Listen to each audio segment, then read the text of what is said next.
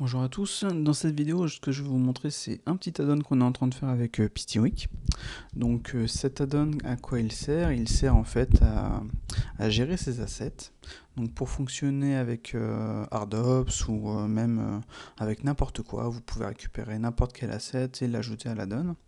Donc l'add-on vous le retrouvez ici. Donc on va se mettre au niveau des inserts. Il se présente comme ceci, donc vous avez une librairie, vous avez des catégories, ou vous avez des librairies, et vous avez des catégories dans chaque librairie. Genre par exemple si je vais dans mes primitives, j'ai d'autres catégories, si je vais dans BlendSwap j'en ai une seule, et j'ai divers objets que j'ai ajoutés pour tester l'add-on pour voir ce que ça nous donne. On a divers aussi, avec des objets, avec des personnages, donc rigués et tout, on verra ça par la suite, etc. Donc quand on installe l'add-on, on va aller dans User Preferences, on va aller dans User, on va aller chercher, on va aller dans le répertoire de l'add-on et vous voyez on a en fait un Your Library Path. Donc le principe c'est que l'add-on permet de sélectionner un répertoire ou même d'en créer un. Je vous conseille d'ailleurs pour l'utiliser d'avoir un répertoire neuf n'importe où sur votre PC. Donc moi je suis sur Asset Manager, TestRep. Donc là c'était pour tester ce truc là. Voilà, une fois que c'est fait, on save et directement on va avoir nos éléments. Après on a d'autres possibilités, on peut afficher le panel dans le panel T, dans le panel N, choisir la catégorie dans laquelle ça s'affiche. Et ensuite on peut lui dire je veux que mes thumbnails soient en 128 ou en 256 et on peut choisir les samples. On peut aussi, là vous voyez on a un gris brillant etc. Changer les shaders, enfin le shader des objets comme ceci, changer le shader du sol et changer les lights. Voilà. Donc ensuite on a les URL de Pisty, de moi, etc. de Blender Launch. Ok, donc une fois que ça c'est ok, on arrive ici.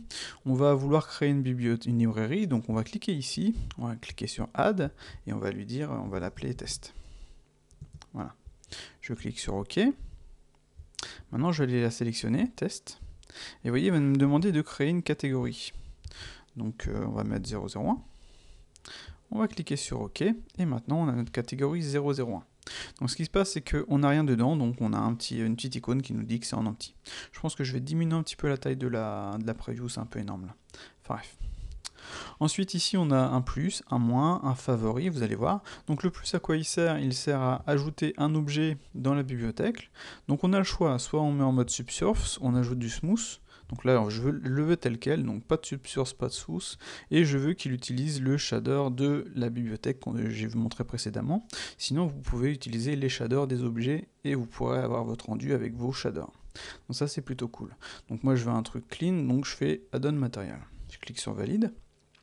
Ce qui va se passer maintenant, c'est que je vais avoir cette petite icône-ci qui va me dire que le rendu est en train de se faire.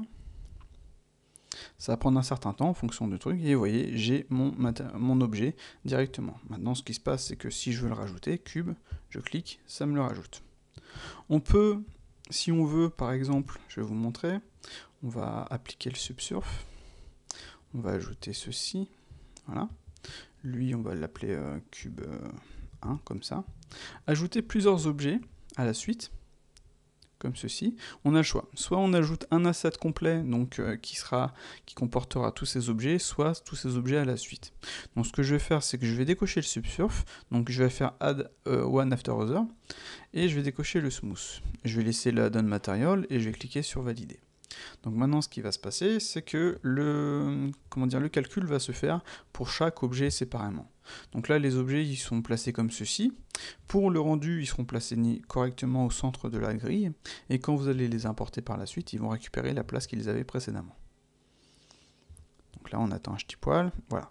Donc j'avais pas coché le smooth pour pas avoir mon truc, donc j'aurais dû mettre smooth, etc.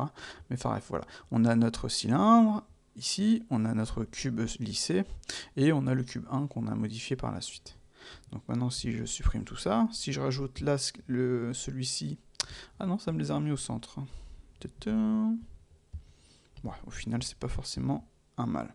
Par contre, si on fait un truc comme ceci, par exemple, on fait plus, cette fois-ci, je vais lui dire, je veux que ce soit un nouvel asset, je vais lui donner un nom, on va l'appeler Toto, et je fais Enter. Je lui dis qu'il utilise les matériaux que j'ai créés. enfin de la bibliothèque, je clique sur valider, et maintenant ce qui va se passer, c'est que ça va me créer un asset avec ces deux éléments-ci. Donc vous voyez, les deux éléments sont séparés, et quoi qu'il arrive, ce sera séparé par la suite. Par contre, vous voyez, ici, on va l'avoir comme ceci. Ok, donc ça, on va supprimer, et je vais cliquer, ça va me donner ça. Voilà, donc j'ai toujours mes objets supprimés, enfin différents. Donc je peux aussi, par exemple, attribuer un shader différent aux objets, ajouter celui-ci comme un asset encore une fois. Je vais décocher le add-on matériel, je vais l'appeler Toto. Voilà, je valide. On attend que le rendu se fasse. Donc en fonction des préférences qu'on aura mis, vous allez mettre 300, 600 au niveau des samples et tout. C'est vraiment en fonction de ce que vous voulez faire. Pareil pour la taille, si vous voulez un truc plus gros, plus petit, voilà. Et donc maintenant, ce que j'ai, c'est que j'ai bien en fait mes deux shaders avec mon objet qui a, enfin comment dire, mon asset qui a mes deux objets avec mes deux shaders différents. Donc vous voyez, à partir de là, vous pouvez vraiment faire ce que vous voulez. Et là, dans les inserts, par exemple, j'ai ces inserts-là. En gris, je les trouve sympas. J'ai aussi des vis et tout, comme ceci. Donc comme on rafraîchit en fait la preview à chaque fois, ça va prendre un certain temps. Par contre, si on la rappelle, vous voyez, c'est instantané. Ouais. Donc quand vous allez changer de preview, ça va devoir se rafraîchir. Hop là, comme ceci. Et quand vous allez bosser uniquement sur celle-ci, ça va se rafraîchir. Enfin, il n'y aura pas besoin de rafraîchissement, ça sera automatique. Voilà. Donc vous voyez, sur ce type d'objet, j'ai gardé le même shader, ça sert à rien d'en mettre d'autres, mais en fonction de ce que vous voulez faire, vous pouvez choisir le shader que vous voulez. Donc on a fait en sorte d'avoir le meilleur des deux mondes. Voilà. Donc ensuite, on a le N ici, vous voyez, c'est pour cacher le nom, et ici on a en fait des favoris. Donc les favoris, on a fait un truc relativement simple, ça veut dire que dans chaque catégorie, vous avez différents objets, et vous allez lui dire, je veux que cet objet ici soit en favori. Donc par exemple, celui-ci, logiquement, il est en favori, si je clique ici, il apparaît ici. Voyez. Donc en gros, je sélectionne un objet, je le mets en favori, et ensuite, si je veux afficher tous les objets, je les affiche. Si je veux afficher juste les objets en favori, hop là, un petit plantage.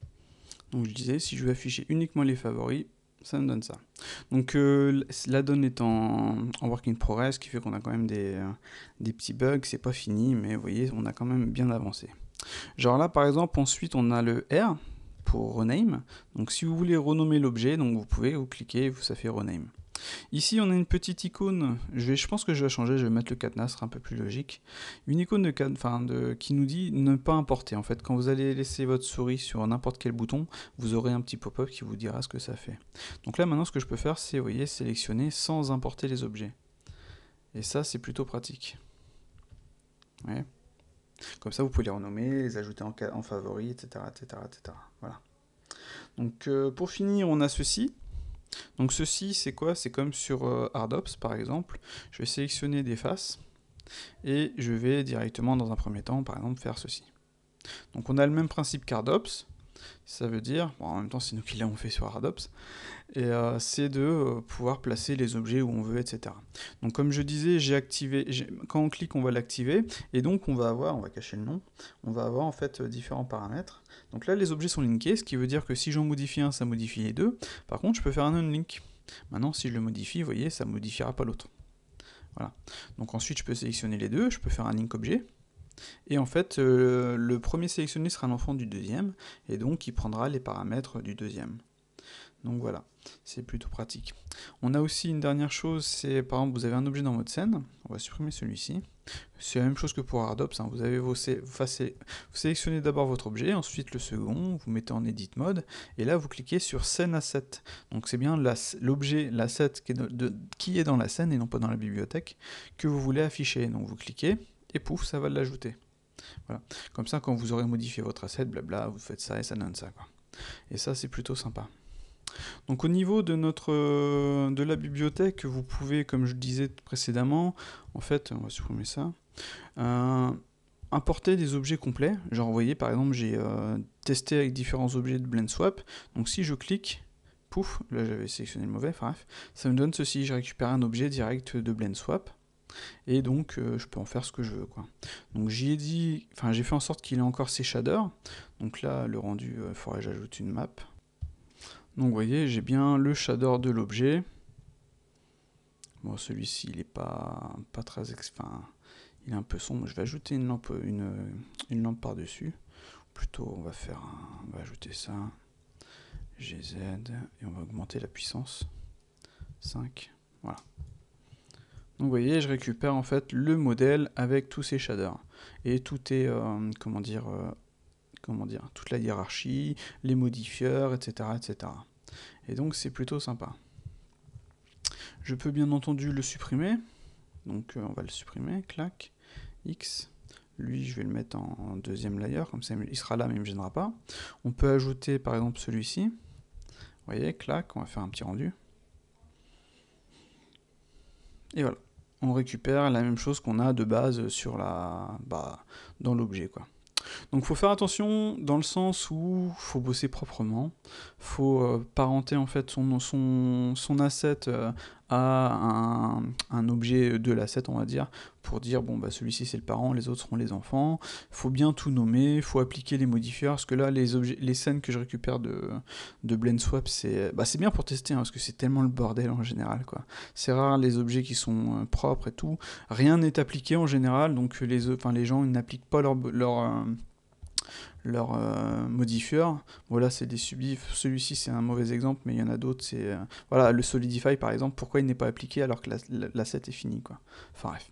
Donc quand vous faites vos assets, vous faites en sorte d'avoir quelque chose de clean, de propre, de finalisé, et comme ça, vous serez vraiment tranquille et ça marchera plutôt bien, quoi. Clac, on va supprimer ça. On peut bien entendu aussi ajouter des persos. Donc là, j'ai un personnage ici, clac, je vais l'ajouter, voilà. Donc le personnage est rigué, je peux passer en pause mode. Attendez, je vais plutôt d'abord désactiver le subdiv. Je vais passer en pause mode, et vous voyez, hop là, je peux commencer à animer mon objet, quoi. Voilà. Comme ça. Et je peux revenir en objet mode. Pareil, c'est clean, c'est propre, tout est rangé, tout est renommé, etc. J'ai bien mon objet avec ses shaders. Voilà. Bon, sur celui-ci, j'avais mis un shader spécifique, mais vous voyez, ça fonctionne. Voilà. Donc c'est plutôt cool. Et hop là. Et pour l'instant, on peut vraiment faire beaucoup de choses. On en fera plus par la suite. J'avais aussi mon drone. Object, voilà. Clac. Donc le drone, pour l'instant, il n'a pas voulu se rendre à cause des maps, c'était un peu balèze. J'ai un peu abusé sur les maps. Au niveau des tailles, il y a du nombre de maps, je crois que j'ai une trentaine de maps sur le drone, etc., quoi. Voilà. Donc j'ai mon drone là. Vous voyez. Donc j'ai vraiment tous les éléments qui fonctionnent, etc., quoi. Donc pour l'instant on peut vraiment ajouter plein de choses. Il y a des choses qui sont encore en travail, tout ce qui est comment dire, rigging spécial, spécifique, il y a des choses qui sont pas passées hein, pour l'instant, où il y a les airs, faut qu'on bosse un petit peu au niveau des airs. Donc les airs de base fonctionnent normalement, et c'est les airs quand on utilise en fait des objets comme comment dire, comme groupe, vous voyez. Et ceux-là pour l'instant c'est encore à corriger. Mais de base, tout fonctionne bien, et à part le petit plantage que j'ai eu précédemment, parce que je m'amusais en fait avec la preview. Je crois que la preview est encore... je pense qu'il y a encore quelques petits problèmes. Enfin bref. Donc au niveau de la librairie, j'ai oublié de dire ça, c'est qu'on peut renommer, vous voyez, rename, supprimer, et on a une seule... comment dire... un seul enfant à chaque librairie. Ça veut dire que, enfin un seul enfant, dans le sens, on a une librairie, on a en dessous des catégories, mais on peut pas avoir une catégorie dans une catégorie. Voilà. On a librairie catégorie, mais on peut ajouter autant de catégories qu'on veut. Mais on peut ajouter autant de librairies qu'on veut. Et comme tout est sur comment dire, le PC où vous voulez, vous ne perdez rien, vous mettez à jour la donne, et au final, vous avez juste à rajouter en fait comment dire, le lien, et vous êtes tranquille, quoi. Voilà. Donc, pour l'instant, voilà ce que ça nous donne. On a vraiment des trucs plutôt sympas. Avec les shaders, ça donne ça. Si je cache mon drone, par exemple, je vais activer celui-ci qui est plutôt sympa. Voilà, zen. Bon, là, il n'a pas été centré, mais il faut vraiment centrer les éléments. Mais vous voyez, en 2 secondes, on a vraiment tous nos objets, c'est plutôt cool, quoi. J'ai aussi, pour l'instant, commencé ceci. Donc, c'est un petit pop-up qui fait la même chose, en fait. On a le choix en fait entre les diverses catégories, on peut choisir les personnages. Par contre, ça bug un petit peu, ça plante un petit peu. Si je veux que ce soit actualisé, il faut que je relance. Mais on n'a pas encore vraiment bossé dessus. Pour l'instant, on l'a juste créé. Et à partir du moment qu'il est créé, on peut vraiment... hop là, vous voyez, clac. Après, on peut appeler les éléments qu'on veut, quoi. Donc là, j'ai chaud, clac. Et voilà. Mais ça bug encore, ça plante beaucoup Blender et tout, quoi. Mais ça va être plutôt pratique, plutôt sympa, et comme ça vous allez pouvoir bosser en plein écran, même comme ça, clac. Vous avez votre objet, vous faites, et hop là, ça, vous ajoutez ce que vous voulez, et ça l'ajouter directement. Voilà, c'est plutôt cool. Ah ouais, un truc que j'ai oublié de parler, on va supprimer tout ça, X, voilà, les contrôleurs, X, oula, j'aurais dû nettoyer tout ça. Clac. Ah, il veut pas. Bon, je vais créer une nouvelle scène. New, restart, clac, défaut. Voilà. Ce que je voulais dire, j'ai perdu le fil de ce que je voulais dire. Attendez, j'essaie de m'en rappeler. Ah merde, j'ai vraiment perdu le fil de ce que je voulais dire. C'est assez dommage. Il y a tellement de choses à dire. Mais voilà, on va s'arrêter là. Ça fait déjà 16 minutes, c'est assez long. Donc voilà, j'espère que l'addon vous plaît. Donc on le mettra en vente sur Gumroad, principalement, je pense. Peut-être sur Blender Market, mais on n'est pas sûr. Enfin bref. Et il va sortir, je dirais, fin du mois, quoi. Fin du mois de janvier. Voilà. Donc on a encore vraiment une grosse phase de bêta test. On a vraiment là encore une fois récemment, ce soir, modifié plein de choses. Ce soir on a ajouté la possibilité d'ajouter ses propres shaders, ce qui est plutôt sympa. Vous voyez, comme ça donne ça, quoi. Voilà, et enfin voilà quoi. Pour l'instant j'espère que ça vous plaît. Dites-nous ce que vous en pensez, si vous avez des idées. Donc on va rester sur la V1 pour la sortir rapidement de tout ce que je vous ai montré là. Donc il n'y aura pas forcément d'autres choses, mais si vous avez des idées pour la V2, etc., il ne faudra pas hésiter. Nous on a vraiment plein d'idées. Et ça pourra être, ce sera vraiment sympa par la suite, quoi. Déjà, pour la V1, j'ajouterai un petit bouton d'icône d'info pour aller directement sur la doc, qui vous permettra de voir comment gérer vos assets, comment les enregistrer, comment mettre à jour. Vous pouvez bien entendu créer vos propres rendus et après les enregistrer. Donc, attendez, on va essayer un truc. Donc là, on est en fait dans le répertoire où j'ai créé mes objets. Donc comment ça se présente? Parce qu'en fait, on va pouvoir faire des packs par la suite. Vous pourrez faire des packs pour vous, les vendre, etc. Et moi aussi, bien entendu. Et on va dire, ça c'est un pack, donc une librairie. Dedans, on a les catégories, vous voyez? On va remonter sur... ouais. Voilà, dedans on a les catégories. Et enfin, on a les blends. Vous voyez, les différents blends. Les favoris, donc là on n'a pas de favoris ici, et ensuite les thumbnails de chaque élément. Donc en gros, pour faire un pack, vous avez juste à créer un répertoire, dedans vous mettez les catégories que vous voulez, et ensuite vous ajoutez en fait ces trois répertoires-ci avec les icônes pour, comment dire, si vous voulez changer en fait le rendu, faire un rendu personnel, donc vous ajoutez votre asset, il a son icône, vous changez l'icône avec le même nom, avec la même taille, et là vous êtes nickel et vous avez le rendu que vous voulez, quoi. Mais de base, ça fonctionne plutôt bien par rapport à ce qu'on a, quoi. Vous voyez, on a des assets, les screw and bolt. Ah oui, c'est ça que j'ai oublié de vous montrer au niveau d'Ardops, par exemple. Je vous montre ça rapidos. Clac. Imaginons on a un objet comme ceci, on va faire un appli transform. Ce qu'on va faire, c'est qu'on va ajouter des subdivisions, juste une subdivision comme ça. Vous allez aller dans vos inserts, donc là on a les inserts booléennes. Ce que je vais faire, c'est que je vais prendre, pourquoi pas celui-ci. Voilà, je vais monter. Donc je suis ici. Voilà, je vais sélectionner ça, je vais ajouter un booléen comme on peut le voir là. Et là, voilà, vous voyez? Donc après, celui-ci, normalement, je peux le supprimer. Ah non, ça supprime aussi l'autre. Bon, celui-ci, je peux le cacher. Et on a en fait directement ajouté en fait un objet avec en 2 secondes, en vraiment 2 secondes. Donc on va ajouter, pourquoi pas celui-là. Clac. On va faire un petit scale. RY90. Histoire de le mettre, pourquoi pas un truc comme ça, quoi.